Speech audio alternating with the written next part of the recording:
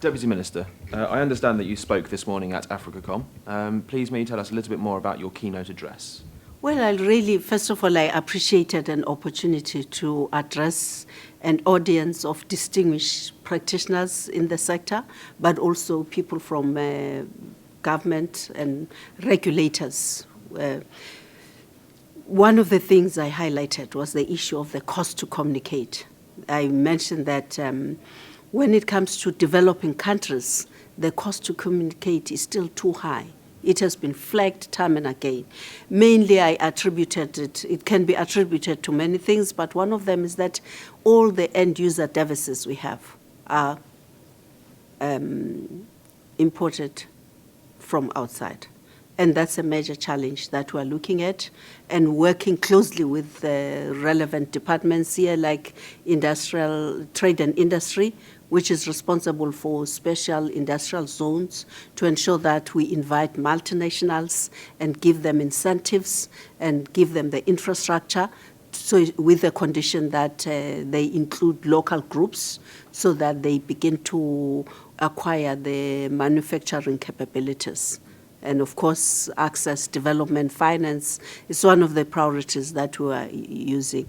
But besides the cost to communicate, the challenges with our rural areas, we have done everything, and I think we can talk to access and ICT capabilities in our big cities like Cape Town, Johannesburg, Durban, and East London. But the majority of people, earlier this year, the president of this country, President Zuma, drew our attention to rural communities and said, look, if you just take 8 outside the golden cities, there's no infrastructure, the schools are still not connected, the health clinics, information on the justice system is still lost. So we're focusing in partnership with the private sector and our state-owned entities, rolling out the broadband, and of course making use of our partner Telkom to partner with companies like Avante, which have an established record in terms of the use of satellites to reach out to the most remote rural areas. How do you think the role of technology such as mobile will help in aiding the connectivity of every African citizen? Well, you know, as a continent, we are all in agreement that access to mobile phones have really been a game changer. If you see most of our technology events, we show people in the most remote rural areas where there's no infrastructure for water and sanitation services, there are no roads, but you'll see a person walking out of the homestead to a higher, because connectivity is a problem, trying to connect, phone people, or look at messages of people who are trying to get them. And that has made a huge difference. I think we have reached more than 200% penetration when it comes to mobile technology. But other countries have advanced, like in Kenya, where they have special programs where they use that technology for financial services.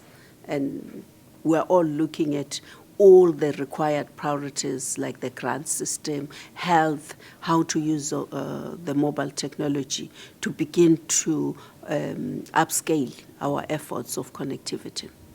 One of the big themes in your speech this morning then was about education and how to educate people from a young age into how to use ICT and how to use more advanced technologies then.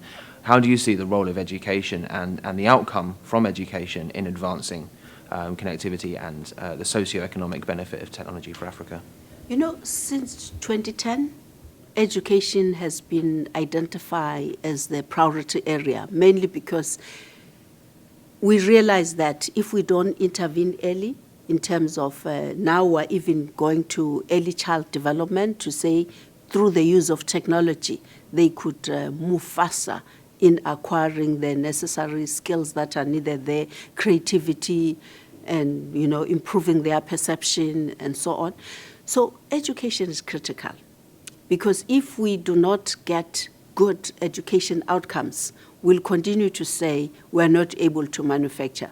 We'll continue to say we're struggling to develop a critical mass of entrepreneurs, especially in such a critical area like this one, broadcasting, telecoms, all the areas that are the future of this country. So education, not only in terms of access, but also looking at quality aspects, having in mind critical skills, like the skills that are needed in driving this digital revolution. Okay, Deputy Minister, thank you very much indeed. Thank you.